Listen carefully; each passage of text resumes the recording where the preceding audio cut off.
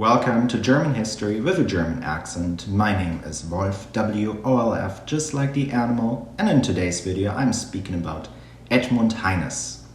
As always, if you enjoyed this video, please make sure to hit the like and subscribe button and feel free to leave me a comment below.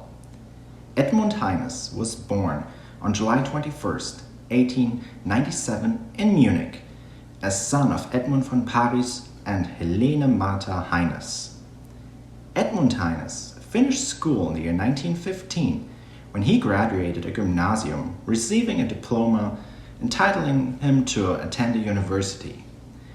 But instead, he joined the Bavarian army to serve in the First World War. As a member of a field artillery regiment, he was severely wounded in fall of the year 1915 while serving at the Western Theater. By the end of the First World War, Heines held the rank of Leutnant der Reserve and earned both classes of the Iron Cross.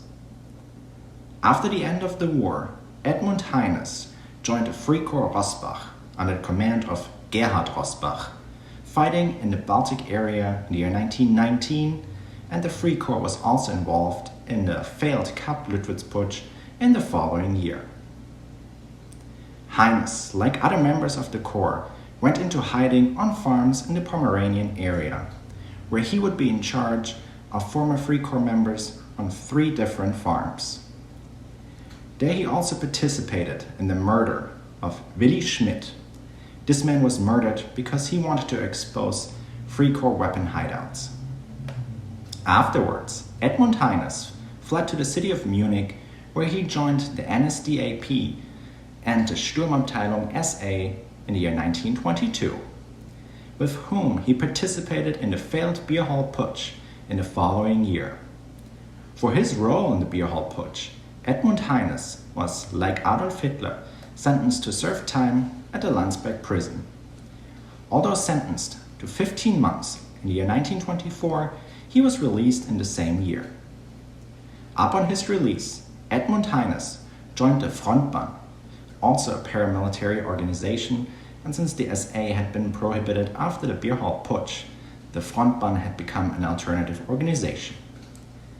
But once both party and SA had been refounded in the year 1925, Heines rejoined both organizations.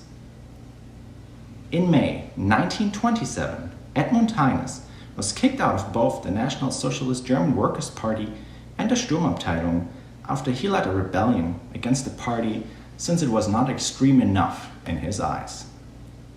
In the following year, Heines was arrested for the murder of Willi Schmidt. Initially sentenced to 15 years, his sentence was reduced to only 5 years due to legal errors and was eventually set free after paying a 5,000 mark bail in 1929. In the same year, he was accepted once again in both the Nazi Party and its paramilitary organization, the SA. During the 1930 September's election, he was also elected into the German Reichstag. About 2 years later, he was involved in a physical assault against a journalist whom published letters by Ernst Röhm about his homosexuality. For this assault, he was sentenced to a 3-month prison sentence. In the 1930s, Edmund Heines became the deputy to the Chief of Staff of the SA, Ernst Röhm, the deputy of the Silesian Gauleiter, Helmut Brückner, the leader of the SA group of Silesia, and served as the president of the police in Breslau. In this role, he was mainly responsible in establishing the concentration camp Breslau-Dürgeu.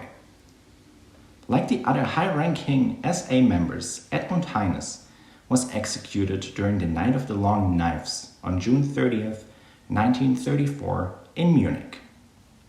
Edmund Heines was mostly seen as a sadist, a brutal murderer, and was one of the most hated members of the National Socialist leader group.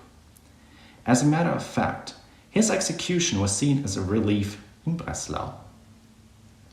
The German dictator himself is said to have disliked him very much, especially when he saw the man he shared a bed with while being arrested in the hotel in Bad Wiessing.